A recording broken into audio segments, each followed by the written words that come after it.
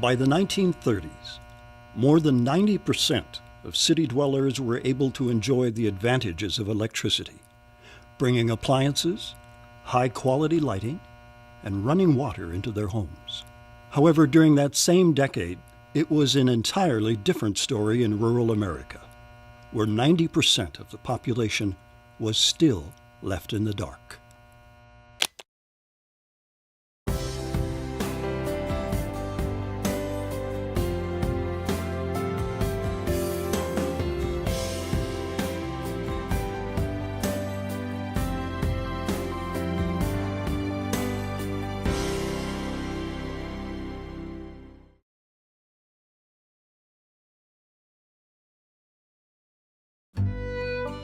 Power lines had not been run through rural areas, as power companies felt that it was not worth the expense of installing many miles of line to serve so few customers.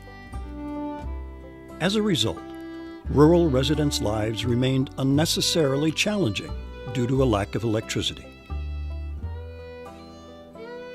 Kerosene lamps, which gave off minimal amounts of light, were used for lighting in the evening. Water had to be pumped and hauled to specific locations for washing clothes, taking care of livestock, and bathing. Farmers had to milk cattle by hand. These rural residents were well aware that their urban neighbors no longer had to deal with these hardships, thanks to having electricity. They were eager to bring this new innovation to their own lives as well. All the water that we got was from gravity, and there was no indoor plumbing. So, and then of course, there was no outside light, carry light to the barn or a lantern to the barn. And then people even found out that the chickens would produce more eggs if they had more light. So sometimes you'd hang a lantern in the chicken barn in the morning and put one in there in the afternoon and take it out when you were done with the barn chores. So it was definitely more work. To change over to electric, flipping that switch that just seemed unreal at first that it worked that way, but it did. My fellow Americans, in order to bring electricity to rural areas, President Franklin Delano Roosevelt created the Rural Electrification Administration, or the REA, in 1935. This program was designed to provide federal funding, helping to build electric power lines in rural America. The passing of this legislation was not lost upon rural residents of Wright and Hennepin counties. Well, first of all, REA gave them hope. They had lived through the Depression, where there was no Social Security, no price supports, no floor on income and so forth, and then to go through the Second World War, and then electricity gave them hope, and that was the most important thing. As electric cooperatives started up across the nation, Farm Bureau agents in Wright and Hennepin counties also began holding informational township meetings to gauge the interest of local farmers. During 1935 and 1936, rural residents in Wright and Hennepin counties began signing up to bring electricity to their homes. Both counties' movements stressed that their electric organizations would be cooperatives. It was important to these early pioneers that the utility would be owned by the members. Prospective members paid an initial $5 investment, giving them each one share in the organization, allowing all members to have an equal voice in business practices. By the fall of 1936, the Rural Hennepin Electric Cooperative Association announced its plans to build 73 miles of power line through western Hennepin County. That same fall, Ed Slabizka and William Anka took the final step to establish a rural electric cooperative in Wright County. Together, they bought 100 penny postcards and sent them to the county's leading farmers to get commitments on memberships for the organization. When you think back to a young man by the name of Ed Slabiska, 25 years old, buying 100 penny postcards, and you can imagine him in some dark room some night, hand addressing those things and sending them out to his neighbors and asking them if they would want to come to a meeting to learn about rural electrification. I think that's just interesting all in itself. And then you think about some of the letters that are in our archive right now. I've looked at them recently from 1936 and 1937, from Plymouth, from, at that time, Maple Grove Township, imploring the Hennepin County people to please bring us electricity out into the countryside. So I think that's, that in itself is just a fascinating start to Wright Hennepin's history. However, even though Wright and Hennepin counties had very specific visions regarding how their organization should be constructed, the Rural Electrification Administration had a different vision for bringing electricity to these counties. It suggested that both groups combine. Neither group knew how to react. The REA had never mentioned anything like this in previous communication with either cooperative. After much fervent discussion and several meetings, on March 26, 1937, the two cooperatives ultimately decided to combine to expedite the electrification process. The Rural Hennepin Electric Cooperative Association and the Wright Cooperative Light and Power Association merged to form the Wright Hennepin Cooperative Electric Association, based out of Cokato, on March 29, 1937. Ed Sabliska, one of the most instrumental individuals in organizing the cooperative, was named the company's first general manager. And I think Ed probably was there when they dug the first hole in the ground to set the pole for the wires to begin electrifying the rural areas of Wright Hennepin. So Ed was kind of the father figure of the organization. Slabiska and Wright Hennepin's first engineer, George Zeck, installed Wright Hennepin's first meter at C.O. Anderson's home near Cokato, late in August of 1937. Zeck described Anderson's excitement about getting electricity. C.O. Anderson was a jovial fellow. When we plugged in the meter and the lights came on, he ran around from building to building laughing like a kid at Christmas time. I wish we could have taken a movie of it. By 1938, the new organization had moved its offices from Cokato to Maple Lake in order to be near the railroad for supplies. The work of building power lines and bringing electricity to the local area was well underway. In the early days of the cooperative, the line worker profession was certainly not the safest or easiest occupation. Line workers overall, when they first started, it was brutal work, a lot of hand manual labor. They had set poles by hand, dig the holes by hand, and climb the poles. It got to be a lot of backbreaking work for those guys. So I saw them build the first lines, and the first poles that they dug and was out here in south of Maple Lake, and they were dug by hand. And Mother was always scared when I come home from school. She says, "Don't you get too close to those holes that you fall in." That was in the fall of 1937. In spite of the challenging nature of this work, the Rural Electrification Administration continued to make progress throughout the 1940s with its mission to bring electricity to rural homes across the U.S. One by one, lights were coming on across the countryside. I do remember it because it was such a exciting day. It was in the spring, and I'm thinking I was probably 4. And that would have been 1940. I actually lived in a new house, and there was a new barn on the farm. And a house had been built in 1934, and people knew electricity was coming. So our house and barn were wired for electricity. So as soon as we got the power, we had lights. And the biggest change, didn't have to go to bed as early because you had lights. Could go in the barn. It was fully lit up.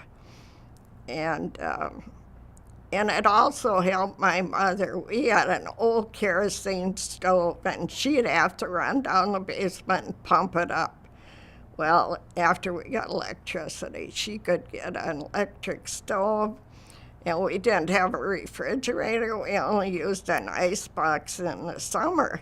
So then we could get a refrigerator and an electric wash machine. So those were big things that made my life and my mother's and my dad's easier. In 1940, Wright-Hennepin joined together with 5 other Minnesota cooperatives to form the Rural Cooperative Power Association located in Elk River. The purpose of this association was to generate electricity for its member cooperatives. During World War II, Wright-Hennepin was challenged with a shortage of supplies as a result of the war effort. However, the cooperative found resourceful ways to combat this setback. By 1945, the cooperative had built more than 700 miles of line, providing power to more than half the farms in its electric service territory. By the 1950s, the cooperative had made such impressive progress that it was able to pay off the balance on its initial REA loan. This was celebrated at the 1951 annual meeting by having the event in a big top tent. The original note was burned at the end of the meeting. Wright-Hennepin also began to expand its business offerings in the 50s by selling retail appliances, helping to educate area residents about the many advantages electricity could bring to their homes. I think the main reason was to encourage people to use more electricity or use appliances that use electricity. Because I'm thinking particularly of cooking, electric stoves, electric ranges were not the most common or most popular because, of course, many of the people still had their old wood stoves. By the conclusion of the decade, the cooperative was in solid financial standing and was able to issue the first capital credit refund to its members. This type of refund is unique to the cooperative business model. As a result of cooperatives being owned by the members they serve, excess margins are returned to the members through capital credit refunds. Wright-Hennepin has been able to continue this tradition for nearly every year since. By the end of the 1950s, Wright-Hennepin had more than 6,000 members. As electricity use continued to expand in the 1960s, the cooperative's power supplier grew its generation capacity to ensure a sufficient power supply for Wright-Hennepin's members. In 1966, Stanton Station, a coal power plant located in North Dakota, began operating. In addition to Stanton Station, the Elk River Nuclear Power Plant also began operating in 1962. This plant was hailed as rural America's first atomic power plant. It was a demonstration atomic energy project, and the plant was smaller than a typical nuclear facility. The Elk River plant brought power to Wright-Hennepin's members until 1968, when it was decommissioned and dismantled. In 1968, land was purchased in Hamel, where a second office site would be built to help serve the expanding membership. By the end of the 60s, Wright-Hennepin was serving nearly 10,000 members. The 1970s brought several challenges to the cooperative, including the Arab oil embargo, which caused a jump in energy prices. The infrastructure of the electric grid was also expanding to help accommodate the increasing demand for electricity. A 400-mile transmission line was built from the coal fields of North Dakota to the Twin Cities area, cutting across Wright-Hennepin's service territory. Even though this project was met with approval from Wright-Hennepin's membership, it caused significant unrest among others. The 70s also brought a major staffing change to the cooperative as its original CEO and one of its founders, Ed Slabiska, retired from the position. which he had held for nearly 40 years. What I knew about Ed Slabiska, he's probably one of the greatest guys I ever met. He had a way of getting the most out of people without telling them what to do. Well, I'll tell you, if there's ever an accomplished person at Wright-Hennepin, it would be Ed Slabiska. Consider what he did, not only starting the organization, getting the initial financing for it, getting the people to sign up when at the time there were forces out in the marketplace saying that if you signed up to join this cooperative and it fails, the government will take your farm away or your home away. Ed overcame all that. He needed to get a wholesale power supplier, which we didn't have any. The system needed to be built. He needed to staff the company. When he got to World War II, there was a shortage of supplies, and somehow Ed found a way to keep building the infrastructure of Wright-Hennepin. After Slabiska retired, Marv Athey took over as general manager for the cooperative. He served in that position from 1975 to 1977. The cooperative expanded greatly throughout the 1970s and concluded the decade with more than 17,000 members and nearly 2,000 miles of line. At the turn of the decade, Coal Creek Station, a coal-fueled power plant, came online to help meet the rising demand for electricity. The plant is located about 50 miles north of Bismarck, North Dakota. While Coal Creek was coming online, Wright-Hennepin went through another major transition as Dave Larson became the cooperative's third general manager in 1979. Dave Larson succeeded Marv, and Dave was a very interesting guy. Dave was kind of the entrepreneurial style. Dave knew a little bit about a lot of things, and he knew certainly about management of the organization. But Dave brought to the table, I think here, the diversification program. Through the leadership of Dave Larson, the cooperative continued to expand its offerings to members in the 1980s. Due to the major plant and power line construction in the 70s, rates had gone up significantly throughout that decade. To help members keep their rates manageable, off-peak programs were instituted, giving members an opportunity to reduce their electric bills. In addition to helping members manage their rates, the cooperative introduced a scholarship program in 1984 to help provide higher education funding for local students.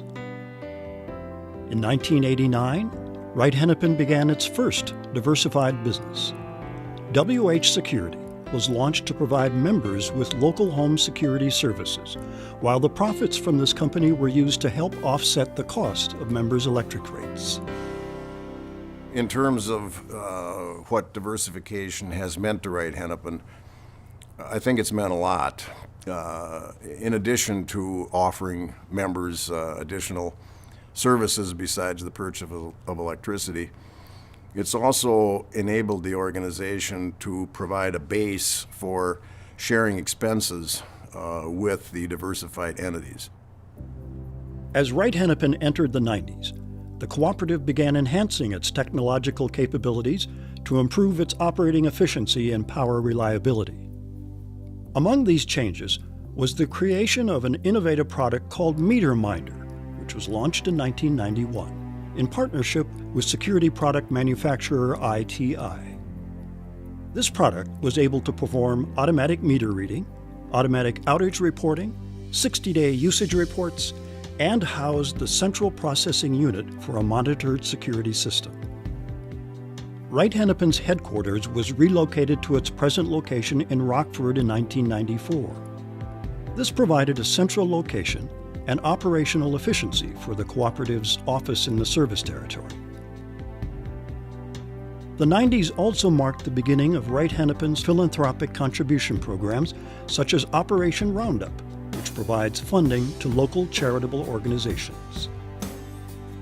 The cooperative also implemented a tree seedling program to help replenish the trees that were lost in its service territory after a devastating storm in the 1990s. Just another way of Wright-Hennepin staying involved in the local community. In 1996, Mark Vogt took over as Wright-Hennepin's fourth CEO. And Mark came to the CEO seat through the Member Services Department at Wright-Hennepin.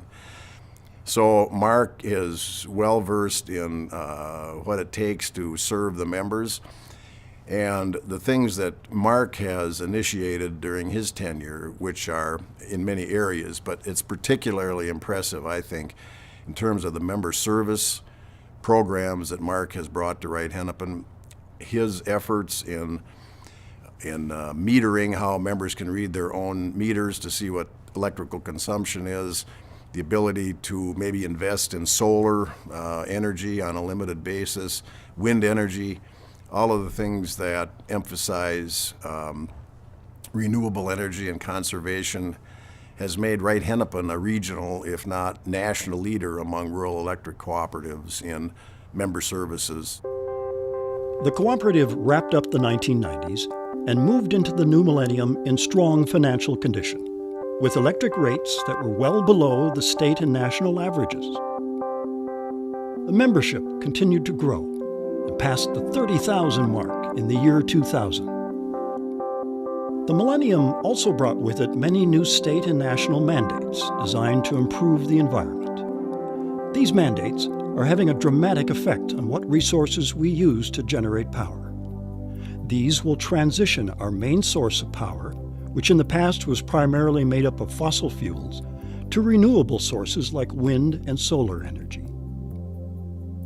Both of Wright-Hennepin's power suppliers have made progressive movements to make their power plants more environmentally friendly and to acquire more energy to meet these mandates. Since 2008, Wright-Hennepin has grown its power supply portfolio from 0% renewable energy to nearly 10%. As part of the ongoing effort to keep electric rates competitive, Wright-Hennepin reached a major milestone in 2004 when the board signed a power supply agreement with Basin Electric Power Cooperative, a generation and transmission cooperative in North Dakota. This was the first time in Wright-Hennepin's history that its members were receiving power from more than one supplier. As of early 2012, this decision has resulted in more than $18 million in savings for Wright-Hennepin's members. Traditionally, Wright-Hennepin had purchased all of its power from Great River Energy or one of its predecessor organizations over the years. And about 5 years ago, the organization decided that it ought to diversify its power supply purchases, and so it made a power supply arrangement with Basin Electric in North Dakota to purchase its growth from Basin. So diversifying power supply from sole source power, which it had for many, many years, I'd say was a major milestone in the history of Wright-Hennepin. In more recent years, the cooperative has been nationally recognized for its reliability efforts, as it constantly is looking for ways to become a more efficient business unit and continue to provide competitive electric rates. More and more automation has been integrated into Wright-Hennepin's electric grid to help minimize outages and restoration times. At first, the service wasn't quite what it is now. And we had a joke because if electricity went out, it was our family joke that always said a bird must have sat on the line. And I have never forgotten that. Now, being a lifelong customer of Wright-Hennepin, I think the service is absolutely wonderful. If it goes at the place I live now in Buffalo, if it goes out, I can figure within 20, 30 minutes there's going to be a truck there to fix it. So I can't say enough good things about the service. An automated meter reading system was fully integrated into the cooperative's operating system in 2008, which eliminates the need for on-site meter reads and allows members to track their energy use through a web portal called My Meter. In addition to the technology becoming more automated, Wright-Hennepin also ensures that the line crew is supplied with state-of-the-art equipment to help them do their jobs as efficiently and safely as possible. We used to do everything on hooks and belt, and we had just a couple of bucket trucks and a couple of highway diggers. And now, you know, I just looked at this vehicle behind me, the new one, and it's just awesome. That digger derrick, you know, it just, oh, everything is so advanced. All the hydraulics and the new vehicles and technology is just, well, must have increased by 500%. You know, it's unbelievable. It makes things so much safer for everyone and so much easier. 9 times out of 10, everybody that retired around my age had bad backs from doing it the manual way, but now it's really gotten to be, and management is more to do with that than you think because they care about the employees, you know.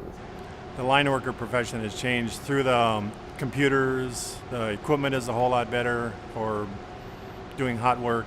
Our digging equipment is tremendous. We have new services. We have track plows now, which makes our restoration a lot less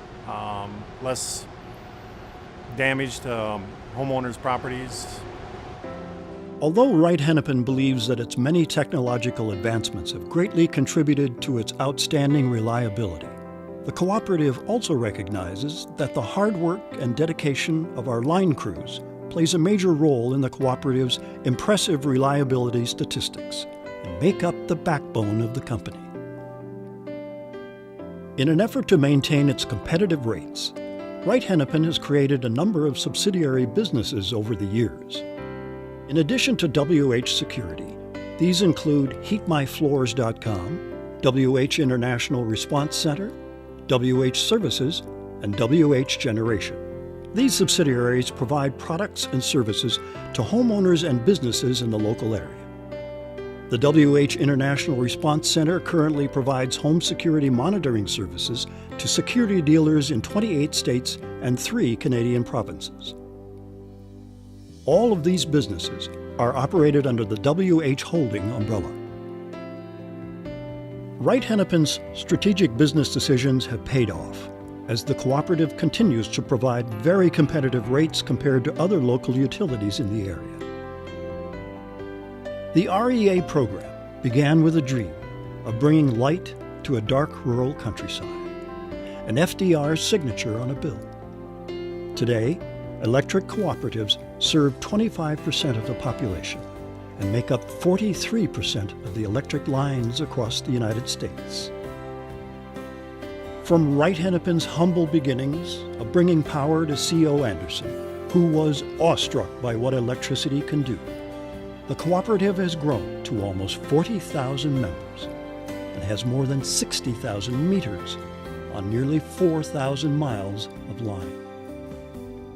The cooperative has donated more than $2.4 million to local charities through its Operation Roundup program, $520,000 in scholarships, and more than 183,000 tree seedlings. Through its off-peak programs, Wright-Hennepin members have saved millions of dollars. I've been on the board for 24 plus years. The changes have been quite mind-boggling, actually. The membership has probably doubled, the usage has probably doubled. Technology has gone farther than what I could have imagined or anybody on the board could have imagined. With the advent of technology comes challenges, and but with these challenges, the board and management has a positive outlook on what we can do to enhance the lives for the member. Ever since Wright-Hennepin first brought light to the local rural area, the cooperative has been living its mission of improving the lives of those it serves, and plans to continue that tradition into the future. Each director feels it very much of an honor to be a director at Wright-Hennepin, because not many people get to serve on such a progressive, positive organization. and to represent the members of their area. It's a great honor for us all. We're 139 employees who live locally, so this isn't where we work, it's where we live. And I think maybe that's one of the distinctions of Wright-Hennepin, because that's not true with many other utilities across the country. You see us at church, you see us at the local coffee shops, you see us at the grocery stores. If you got questions, you can ask us right then and there. And I think the personal nature of that relationship with the community is just something I think kind of special. I would say that what's special about Wright-Hennepin is kind of the family feeling around here, that we're all in this together, we get along, and the board doesn't set itself apart from the members. They certainly participate with the members. And I think the coordination of this organization is attributable to the closeness that the employees and the directors here have.